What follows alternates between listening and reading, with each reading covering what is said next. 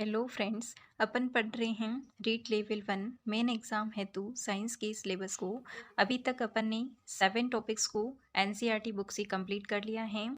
अगर आपने अभी तक इन टॉपिक्स को नहीं पढ़ा है तो आप चैनल पर प्लेलिस्ट में जाकर के इनकी स्टडी कर सकते हैं और अपनी तैयारी को स्ट्रॉन्ग कर सकते हैं।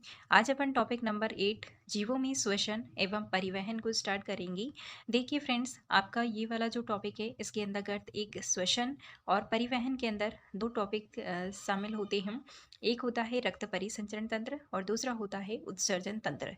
ये तीनों ही टॉपिक्स आपकी जो 7th क्लास की एनसीईआरटी बुक है उसमें दिए गए हैं, वहीं से अपन इसको पढ़ेंगे। ठीक है, तो चलिए फ्रेंड्स शुरू करते हैं। अपन आज अपना टॉपिक जीवों में श्वसन को पहले कंप्लीट करेंगे और देन अपन परिवहन वाले टॉपिक को पढ़ेंगे। ठीक है, देखिए फ्रेंड्स, आपका जो ये सिलेबस है धीरे धीरे अंतिम टॉपिक की तरफ बढ़ रहा है। अब आप अपनी तैयारी को मजबूत करते रहिएगा। जब वीडियो नहीं आते हैं तो आप पुराने जो टॉपिक्स हैं उनको आप रिवाइज कर सकते हैं और उनमें जो एक्स्ट्रा पॉइंट आपको लगते हैं वो इसमें नोट डाउन कर सकते हैं। तो आपके ऐसे अ, अच्छे नोट्स बन जाएंगे और इनको आप बार बार रिवाइज करके अपनी तैयारी को स्ट्रॉन्ग बना कर रखिएगा। ठीक है, तो शुरू करते हैं फ्रेंड्स आज की अपनी क्लास जीवों में श्वसन। ये टॉपिक अपन 7th क्लास एनसीईआरटी बुक से पढ़ रहे हैं। तो चाहे तो आप अगर आपके पास में एनसीईआरटी बुक है तो उनमें ये लाइन अंडरलाइन कर सकते हैं या फिर साथ में आप नोट्स भी बना सकते हैं। ठीक है, जीवों में श्वसन। सभी जीव सूक्ष्म इकाइयों के बने हुए होते हैं और इन सूक्ष्म इकाइयों को हम कोशिकाएं कहते हैं। अभी पिछला टॉपिक हमने कोशिका ही पढ़ा था और आशा है कि आप सबको कोशिका के बारे में संपूर्ण जानकारी होंगी। ठीक है, कोशिका जीव की सबसे छोटी संरचनात्मक और क्रियात्मक इकाई होती है। यानी कि जो कोशिका है वो ही हमारे शरीर की संरचनात्मक और क्रियात्मक इकाई है। वो बहुत ही इंपॉर्टेंट लाइन है फ्रेंड्स। ये जनरली पूछ लिया जाता है कि जो कोशिका है वो हमारे शरीर की कौन सी इकाई है, तो संरचनात्मक और क्रियात्मक इकाई होती है। जीव की प्रत्येक कोशिका पोषण, परिवहन, उत्सर्जन और जनन जैसे कुछ कार्यों को संपादित करने में कुछ न कुछ भूमिका निभाती है। यानी कि जितने भी शरीर के अंदर प्रोसेस चलते हैं उन सब में कोशिकाओं की महत्वपूर्ण भूमिका होती है और इन कार्यों को करने के लिए कोशिकाओं को ऊर्जा की आवश्यकता होती है। और ये ऊर्जा कहाँ से मिलती है कोशिकाओं को, तो वो मिलती है श्वसन से। ठीक है, और सभी जीवों को भोजन के अंदर जो संचित ऊर्जा होती है उसे प्राप्त करने के लिए श्वसन की आवश्यकता होती है। ठीक है, श्वसन के प्रक्रम में हम पहले सांस के द्वारा वायु को शरीर के अंदर लेते हैं और फिर हम सांस छोड़ते हुए वायु को शरीर से बाहर निकालते हैं। यानी कि जब हम सांस लेते हैं तब जनरली हम ऑक्सीजन गैस को अंदर लेते हैं और जब छोड़ते हैं तो अंदर जो शरीर के अंदर जो भी अशुद्ध वायु होती है जैसे CO2 वगैरह वो बाहर निकलती है। ठीक है, हम जिस वायु को सांस के द्वारा अंदर लेते हैं उसमें उपस्थित ऑक्सीजन शरीर के सभी भागों में और अंततः प्रत्येक कोशिका में ले जाई जाती है। यानी कि जब हम श्वसन की प्रक्रिया चलती रहती है तो जैसे ही हम सांस लेते हैं तो ये जो ऑक्सीजन युक्त वायु होती है वो शरीर के सभी भागों के अंदर और फिर वहां से होते हुए ये कोशिकाओं तक पहुंच जाती है। कोशिकाओं के अंदर ये ऑक्सीजन भोजन के विखंडन में सहायता करती हैं। यानी कि जो भोजन जटिल अणुओं के रूप में होता है उनको विखंडित करके सरल अणुओं के अंदर बदलने के अंदर ये कोशिकाओं के अंदर जो ये ऑक्सीजन होती है वो सहायता करती है।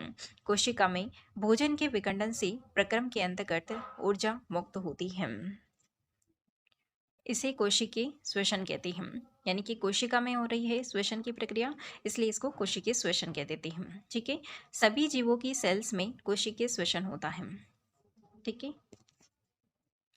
कोशिका के अंदर यानी कि जो भोजन होता है, भोजन के रूप में मुख्यतः ग्लूकोज मिलता है। तो वो भोजन के रूप में जो ग्लूकोज होता है वो ऑक्सीजन का उपयोग करके कार्बन डाइऑक्साइड और जल में विखंडित हो जाता है।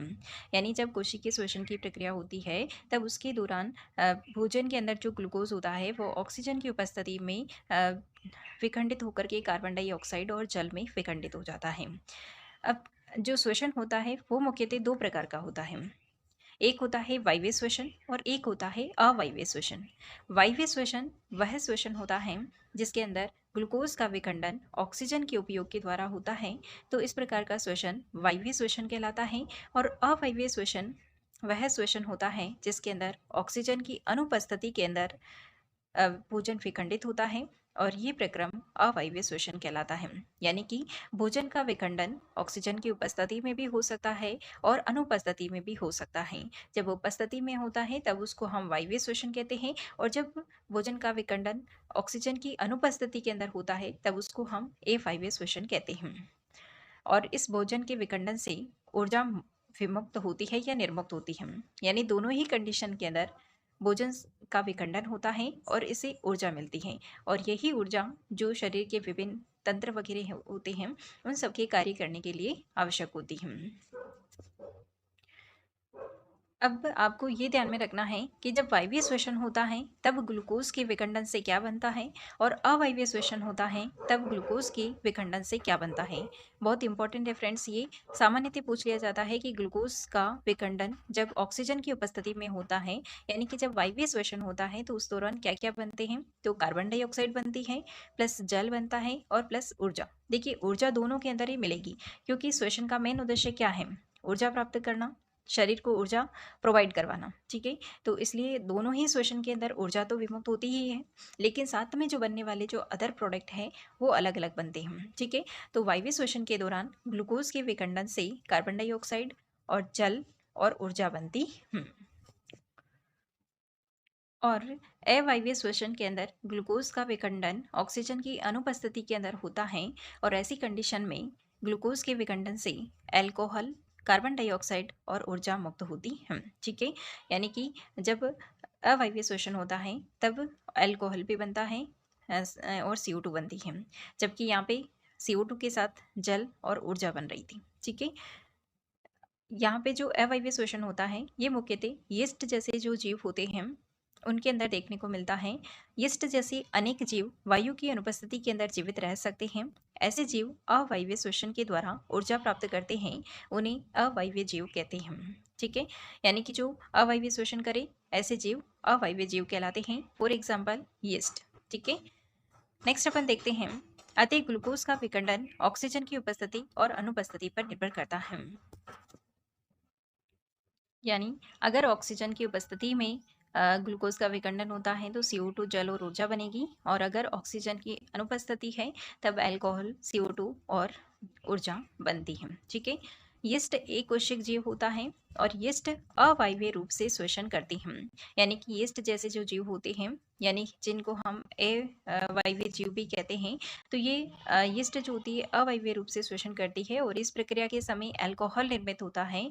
अतः इनका उपयोग, यानी कि ये जो यीस्ट होती है उसका उपयोग शराब यानी कि वाइन और बियर बनाने के लिए किया जाता है।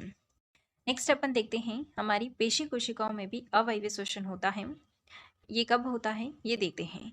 हमारी पेशी कोशिकाएं भी अवायवीय श्वसन कर सकती हैं, यानी अवायवीय रूप से वो श्वसन कर सकती हैं। कुछ समय के लिए कर सकती हैं, लंबे समय तक नहीं होता है ये। लेकिन ये किस समय होता है, देखिए, यह प्रक्रम उस समय होता है जब ऑक्सीजन की अस्थायी रूप से कमी हो जाती है। यानी कि हमको ऑक्सीजन की ज़्यादा मात्रा में आवश्यकता है, लेकिन अगर ऑक्सीजन कम उपलब्ध होती है तब उस कंडीशन के अंदर अवायवीय श्वसन भी साथ साथ चलने लग जाता है। बहुत देर तक व्यायाम करने में, तेजी से दौड़ने, कई घंटे तक टहलने, साइकिल चलाने और भारी वजन उठाने जैसे जो कार्य होते हैं, यानी कि जब हार्ड वर्क करते हैं तो उस दौरान अधिक ऊर्जा की आवश्यकता होती है।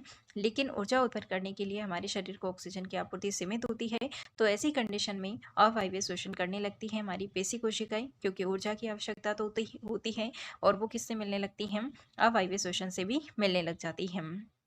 ऐसी स्थिति में पेशी कोशिकाएं अवायवीय श्वसन के द्वारा ऊर्जा की जो अतिरिक्त मांग है उसको पूरा करती हैं। जब पेशी कोशिकाओं के अंदर अवायवीय श्वसन होता है तो उस दौरान ग्लूकोज ऑक्सीजन की अनुपस्थिति के अंदर विखंडन होता है, और ग्लूकोज की ऑक्सीजन की अनुपस्थिति में विखंडन से लैक्टिक अम्ल और ऊर्जा प्राप्त होती है। ठीक है, नेक्स्ट आपका टॉपिक है पेशियों में एंटाइन क्यों होती है। ये अपन नेक्स्ट वीडियो के अंदर देखेंगे फ्रेंड्स। आज के लिए इतना ही, मिलते हैं नेक्स्ट वीडियो के अंदर। तब तक के लिए thanks for watching this video.